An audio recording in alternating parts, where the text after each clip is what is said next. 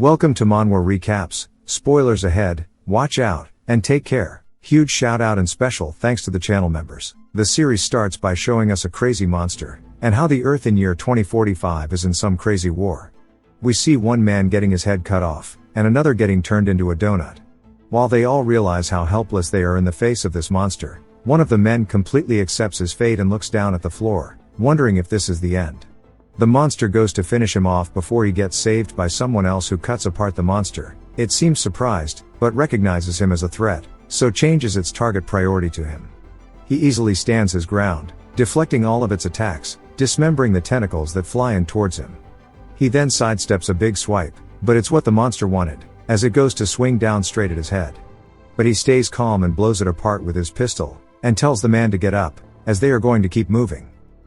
He is the commander-in-chief of Earth's final defense force, named Han Sung. His men say yes sir, and he picks up his gun and starts firing away as well. Han Sung explains that humanity has been at war against monsters for decades, and now, after endless battles, only a handful of them remain, and their goal is right before their eyes at last. As he bobs and weaves through the attacks, we see him preparing to land a good few shots before a giant gold magic circle appears before him and beneath him. Han Sung asks what this is. As his soldiers sit there fighting, his body starts to get transported away.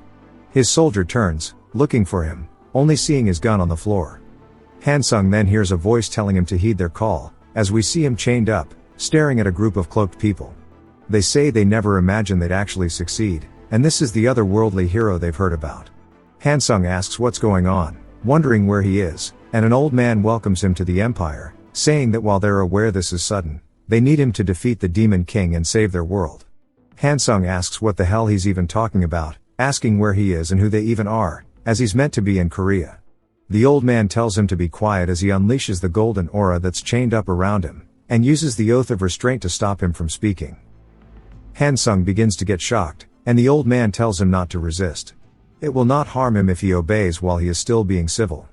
Han Sung asks how this is being civil at all when they just kidnapped him. The old man tells him once more to go defeat the Demon King and save their empire, as he drops a sword at his feet. He says that if he does that, they may be able to send him back to his original world. He doesn't know if he will accept their request or not. He realizes that he has no other choice because they're pretty much forcing him into this, and he says that he'll do it. Han Sung says this is how he was summoned to a completely different world to fight once again as the otherworldly hero of an empire. He worked endlessly and went on countless expeditions, slashing enemy after enemy, fulfilling every one of the Empire's endless requests. 3 years turned into 5, which turned into 10. He sacrificed his youth for the sake of finally defeating the Demon King of Valor. He wonders if he is finally free, saying every night he's dreamed of what he'd do once he returned home. But every single time he does a mission, the old man says that he will tell him what he'll do next. Han Sung says this isn't what he promised. The old man says that saving the Empire doesn't end with the Demon King, and there are still those who oppose the Empire's unification, which means they have to be eliminated. They can't let another dissident rise, and he only needs to take care of this one threat. If he eliminates his target, he will finally be free, so he should help them a bit more. Han Sung realizes he can't do anything due to the oath of restraint. He says there is no way a dog with a collar gets to choose. He wonders when this will finally end. He heads to the Teutonian Night Kingdom to fight his enemy and stabs him in the chest, finishing the assignment. The knight says he can't believe he's so foolish. Han Sung tells him he had no choice and apologizes to Bedell. Bedell tells him not to apologize, because soon he too will be discarded. Han Sung says with this it's finally over and he can go home, until one of his men approaches him from behind. But not for crazy back shots, instead, he wraps aura around his throat and starts choking him, saying that he's done a great job before he stabs him in the back. Han Sung asks Brandenburg why he would do this, and he says that he's fought admirably all these years, and he served well as the Empire's hunting dog. But he, the Grand General and Holy Knight, will only acknowledge that. Han Sung says it must have been a lie all along, as they never planned to send him back home. Brandenburg asks why he would, as the hunting dog only knows how to bite. He pulls his blade out of his back, telling him farewell. Han Sung says he knew they wouldn't let him go easily, but still, he can't believe it. He'll never forget this humiliation, and he'll make their cursed empire pay by annihilating it. That night, once he died, he closed his eyes, but when he opened them again, he was reborn. He reached for his mother, and he wonders who she is because he's seen her face before. After she pinches his cheek, He says he remembers. This man was the continent's greatest necromancer and black mage, named Duke Saxon. This place must be the Empire's headquarters of forbidden magic, Necropolis, which is the location of the Black Tower. The stone of reincarnation that can only work once is successfully activated. It was the one thing that he hid away, a forbidden artifact that he prepared to allow him to break off from his leash. The body he's born into is left entirely to fate, but to think he's reborn as the firstborn of the Saxon ducal family, one of the Empire's most elite nobility. With this, he's been born with a golden spoon. When he grows up and masters necromancy, he'll wipe out every last one of those bastards who did this to him. The Duke asks the nanny why the child isn't crying. She says it's strange because he's breathing clearly, yet he's silent. The mother says maybe she could check his condition. Hansung says he's not a kid, so his tears won't come easily. The nanny says that his breathing is stable, so there's nothing to worry about. But the Duke says that a tearless child is considered an ill omen. She says there's no need for him to worry, but if he truly wishes for him to cry, they can just spank him until he does, as she starts clapping his cheeks. He grits his teeth and holds back the tears as she continues, and the Duke laughs, saying that he's such a stubborn child. The lady of the house says that he must have inherited his strong will. Hansung calls them idiots, saying that he's perfectly fine. She raises her hand, and Hansung says he can't believe it's about to happen again, but instead she starts patting him. Hansung is surprised, and he says the moment the warmth of a gentle hand struck his skin, he suddenly realized something. He doesn't remember the last time he felt such warmth. And it radiated love that he had not known in years, which actually made him cry. And no matter how hard he tried to stop it, he was unable to. Some time later, his dad says that it's been 8 years since Dale came to this world, and that time really flies by. His mother agrees, and she asks if Dale is still in the study room. I guess that's Hansung's new name. He says that he's never put down books ever since he was 4 years old, and his father says that it's because he takes after her, and that he's interested in magic. We finally learn that his father's name is Alan, and she says truly he hasn't forgotten the promise he made with her. He asks if she means the one about him not teaching necromancy, and she's just glad that he does remember. He says of course he would. With a gift he's prepared for Dale's birthday tomorrow, but before he can finish his sentence, there's a knock on the door. He wonders who it is, and the maid enters, calling out for him in a panic, saying that there's a problem with the young master, and they both look worried. They quickly run down the hallway and barge into the room, asking him if he's okay, and he looks back as a blue aura starts to float around him, and he calls for his parents. His mom runs over asking if he's okay and what happened, and he tells her that he's fine, while his father Alan says that he can sense mana in the air, but finds it crazy that an 8-year-old could do that. While his mother's coddling him, Alan walks over asking if he just released mana from his body. Dale says he knew he would find it strange, and he didn't expect he'd release mana this early. If he doesn't answer fast, he might suspect something, but Alan smiles, saying as expected of his son. He pats his head, telling him it's a shame he can't teach him necromancy himself. Dale asks how the hell he's meant to take revenge if he can't learn necromancy, and his mother says that the servants will clean this up, and he can go back to his room quickly. He says okay. Now that he walks away, we finally learn that his mother's name is Elena. Alan tells her that he's thought of a gift for Dale. Shortly after, during his birthday banquet, we see a bunch of people wondering when the young master is finally going to make his appearance. Dale sits on the second floor, saying that it's so noisy, he can't believe all these people came to celebrate his birthday, and it's low-key exhausting. He says maybe it's because he was used to being treated coldly as a hero before, but being treated like a noble son still feels awkward. He can't stop thinking about the day before yesterday when he destroyed the desk. He never would have thought that something reminiscing about his past life as a hero would make the man inside him go rampant. He didn't expect to even find himself in a book labeled The Life of the Hero from Another World. It's a waste not to use his talent for necromancy, but he doesn't know how to convince his father. He overheard him say that he's thought of a gift, so maybe he should ask him to teach him necromancy instead, but that might be a little difficult.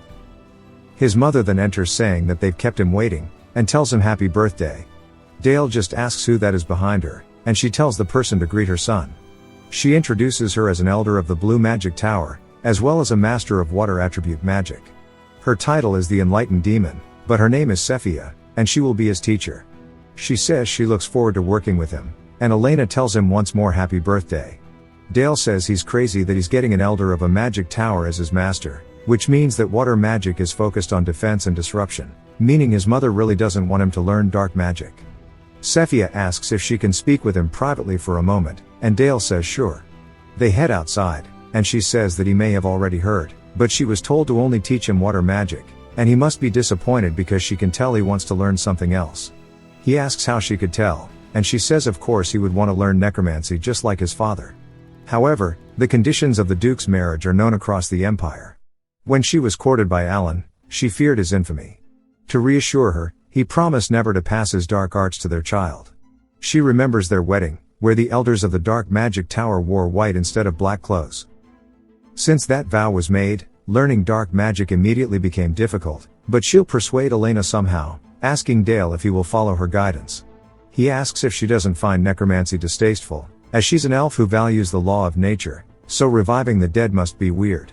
She laughs, saying that it's amusing, and says she thinks the same of priests who bring the dying back to life, as that's not the will of nature either. Be it necromancy or resurrection, they both look the same to her. Dale says she's not like the usual narrow-minded elves, and she might actually be a good master. She says it's time for their first lesson, and she's already heard he's formed a fragment of his mana circle. His first goal will be to expand it and complete his first circle. Dale says this is perfect, since most spells he's read about require at least the first circle, which means he'll get to try them out. She tells him to place his hand over his heart and focus. He starts to do so, saying that this world is very unlike Earth.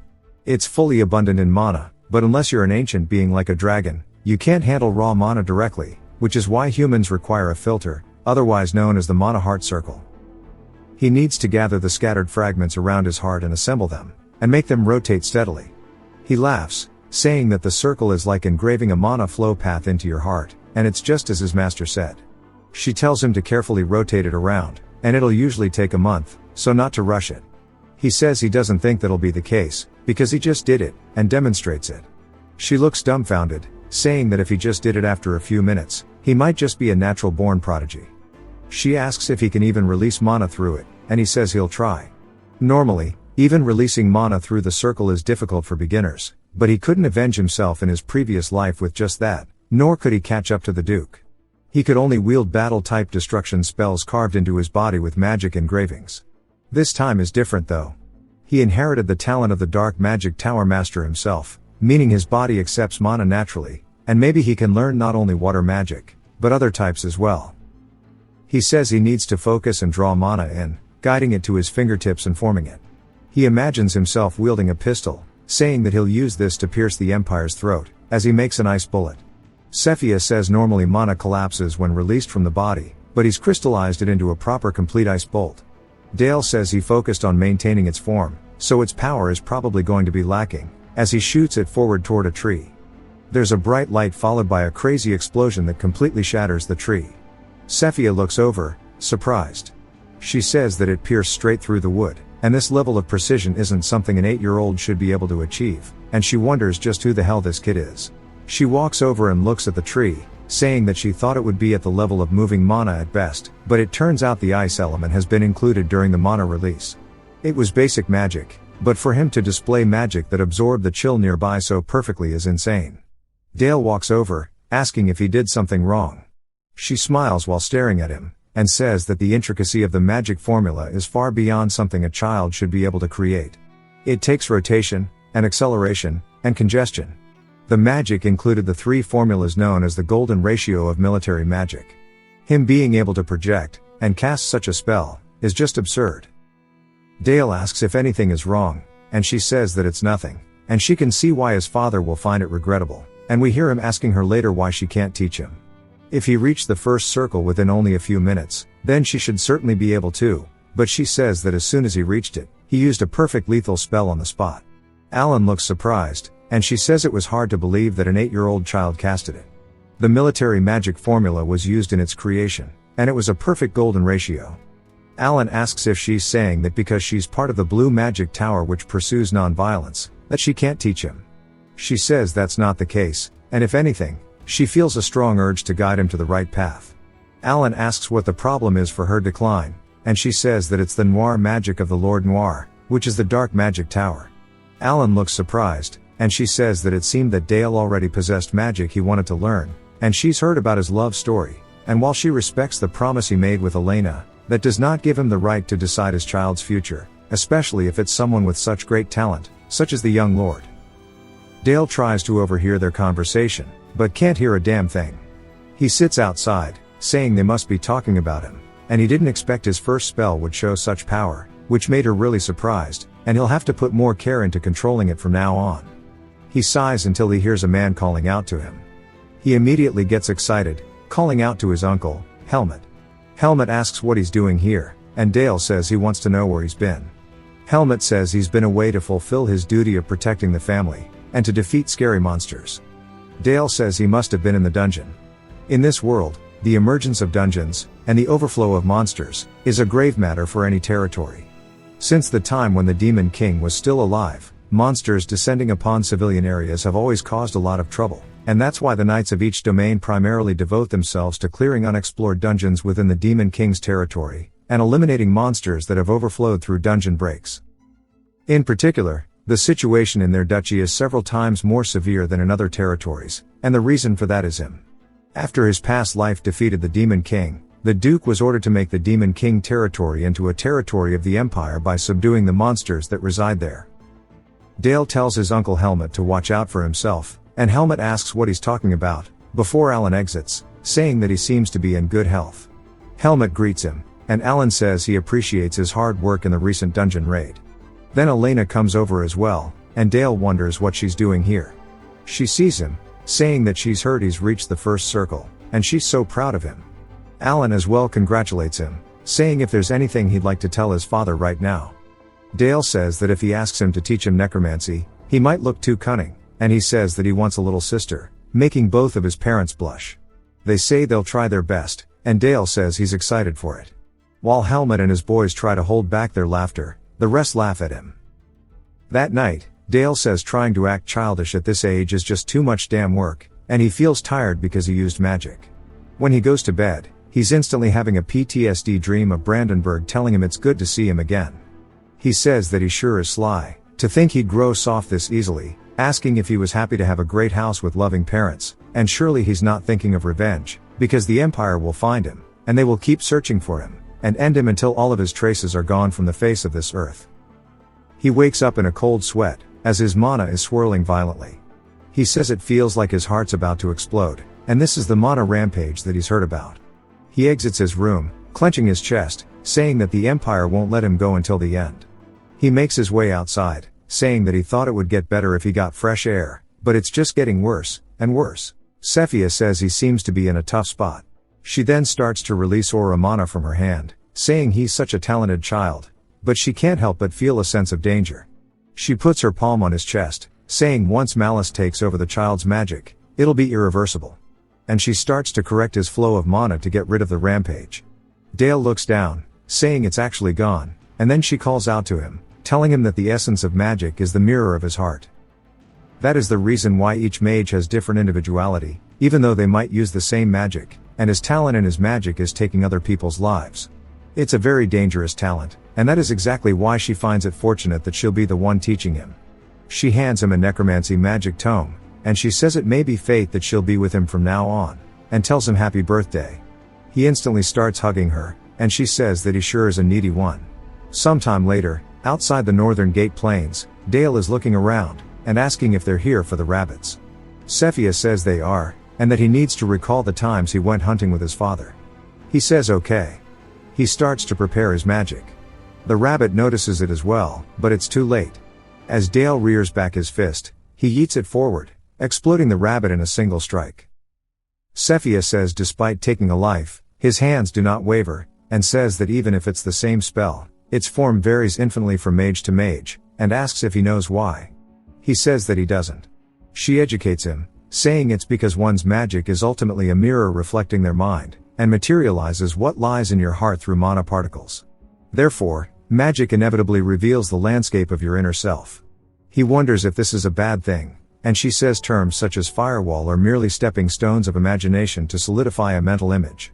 Even the magic taught in the magic tower is no different.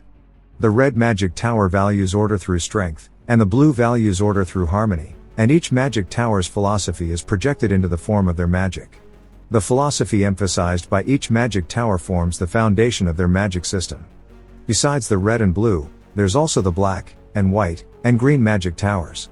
She guesses that it's still too early of a topic for someone so young. Now that he's killed another rabbit, but this time didn't delete the thing, she says that the most basic form of necromancy is raising a zombie. It is the art of animating a corpse using mana strings to control it. The head, spine, and knees need to have threads of mana tied around them until it starts standing up. She tells him well done, and asks if he's ready to move on to the next one. He says yes. As he starts to cast a spell called Frozen Armor, his eyes begin to swirl, and he slams the ground, and an ice beam flies straight towards the rabbit, enhancing it with the spiked armor. She says his execution of the armor is very different, and that the form is proper, but now they can actually test its defense. She launches out an attack, and Dale watches anxiously as it hits the rabbit directly, and all it did was chip the armor, and the rabbit is still standing. Dale says that it actually blocked her attack, and she tells him that was great, and he seems to have something he wants to say, and asks what he wants. He says that he would like for her to instruct him on how he can better utilize water attribute magic too. She smiles, telling him no. He asks why not, and she tells him that what he performed today was a very basic form of water magic, but like all magic, the water attribute demands deeper insight and higher levels of understanding as it develops. For most beginners, even learning one type of magic is difficult. To handle two types simultaneously is what they call a dual mage. At his age, it's nearly impossible, and from her view, it seems like excessive ambition on his end. Did he not just control necromancy, and ice though? He asks what she's talking about, and asks if everything that he's shown her still isn't enough. She said herself that they'd find his path moving together. Realizing that she's a bit wrong, she tells him that she'll end today's lesson here. That night in the study, he says there's nothing he can't do alone, and he'll prove himself so well that she'll have no choice but to teach him. The next day, she's continuously calling his name, until he snaps out of it, and she asks if he's alright, and says it looks like he didn't get any sleep. He says he stayed up all night to prepare something, and she tells him not to overexert himself. He says of course not, as he raises his hand to cast necromancy once more. The rabbit is still there with its armor. She says that it looks like he's already mastered it completely. He then explodes the armor as it starts to crack, and he explodes it outward. She says that's called ice explosion, and she looks surprised, and she asks if that's not all. As mana starts to exit the rabbit's mouth, he begins controlling it to form a ball on its stomach before it launches into the rabbit, causing a massive explosion, sending out more ice. She puts up a barrier, instantly surprised, yet again by Dale. She looks over at him, and Dale says that corpse explosion and ice explosion both seem similar, and so he can bind them into one, and says that surely with this he can count as a dual mage. She double takes the aftermath of the attack, and says that she's never seen something like this before. He mixed the ice explosion from the frozen armor, and the corpse explosion, making a large area of effect. It didn't end there, the ice and bone fragments were blasted like blades. It's almost like this magic is only used to kill, something a person who had devoted his entire life to the battlefield would use. She wonders what kind of form this child's mental image takes. He then creepily turns around, and calls out to his uncle Helmut, who waves at the two of them. Dale asks if he's come back from raiding another dungeon. He says this time they've subdued a small group of monsters, and that the Black Cavalry had to put in some work. The Black Cavalry, all wield lance, is covered in aura, and they are the unrivaled cavalry of their dukedom, and to add to this, their knight captain, his uncle, is one of the 7 swordmasters on the continent. Dale says surely he hasn't forgotten their promise of teaching him sword techniques, and says learning them from a man of his status is a perfect opportunity. Helmut laughs, and says of course not, and Dale waves him off, saying he'll see him later. Helmut tells him not to stay out too long since it's cold, and even Cephia says it's time for them to head back. That night, we hear Alan asking her to explain what she just said. She says that it's exactly as she mentioned it. Dale has mastered his first circle in necromancy and water magic. Alan says that what they requested for her to teach him isn't necromancy though. She says that she knows she was meant to teach him just water magic, but she wanted to teach him whatever he wished to learn, and she said before that he wanted to learn more than just water magic, and she's sorry if she overstepped. Elena says that she wants to request that she keeps teaching him water magic. Cephia says of course, and she'll be taking care of him from now on too. As she leaves, she realizes she should say something, and says that she apologizes for breaking their promise. As she does leave, she says that their child sure is extraordinary, and she can't believe he became a dual mage at the very young age of 8. Though he does scare her from time to time, he has to be capable of this much since he's their child. Nervous, Alan tells her that he'd actually like to teach Dale necromancy. He wants to give him the strength to withstand the duties of a lord, and he's so sorry. He says that the public's perception of necromancy is still poor, and people fear it, and call it the magic of death. That's why she wants to dissuade him, and she actually wants him to train him to become a necromancer who could ignore others' perceptions, asking if he's okay with that. He hugs her, and says that he completely understands, and he swears on everything that he will train their son to become the strongest. And so the first day of special necromancy training began. His father says he was actually disappointed in him, and he's been reviving lives without even knowing what he was controlling. Dale says this is all he was taught though. They are now in the magic workshop under their castle. As soon as he showed his father the basic necromancy he learned, he clicked his tongue, then brought him here. Alan says that as long as he's teaching him, he shouldn't even think about using such a basic spell, and he will begin with memorizing the bone and muscle structures of all life forms, asking if he understands. Dale says yes. All of the books his father gave him were professional books only doctors in his world would read. But he was finally allowed to move on to practical magic. Alan tells him that the real class will begin now. They walk over to a table, and Dale looks down, and says that this is a goblin's corpse. Yo, why he kinda caked up though. Alan tells him that he seems quite perplexed. An untrained warlock can only move a swordmaster's corpse like a zombie, and on the other hand a skilled individual can make an ordinary soldier into a death knight.